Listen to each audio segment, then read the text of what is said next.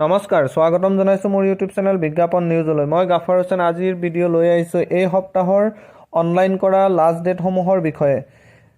এই সপ্তাহত যিসমূহ পোষ্টৰ ওপৰত অনলাইন কৰা লাষ্ট ডেট আছে সেই সমূহৰ ভিতৰত আছে বিএসএফ ট্ৰেডমেন্সৰ যাৰ লাষ্ট ডেট আছে 27/3/2023 তাৰিখ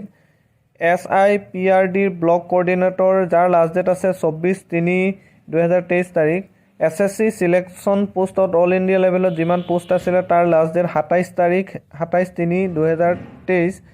DC মণ্ডল মৰিগাঁওৰ যিসমূহ পোষ্ট ওলাইছিল মণ্ডলৰ পোষ্ট সেইসমূহৰ লাষ্ট ডেট আছে 24/3 আৰু ইণ্ডিয়ান এয়াৰফোৰ্সৰ অগ্নিবীৰ বায়ু যাৰ অনলাইন কৰা লাষ্ট ডেট হৈছে 31/3/2023 বন্ধু বান্ধৱীসকল যিসকলে এতিয়াও লাষ্ট ডেটৰ আগে অনলাইন কৰিম বুলি ভাবি আছে তেওঁলোকে যেন নিজৰ পছন্দনীয় পোষ্টসমূহৰ ওপৰত তেওঁলোকে এপ্লাই কৰি লয় যেন এই অনুগ্ৰহ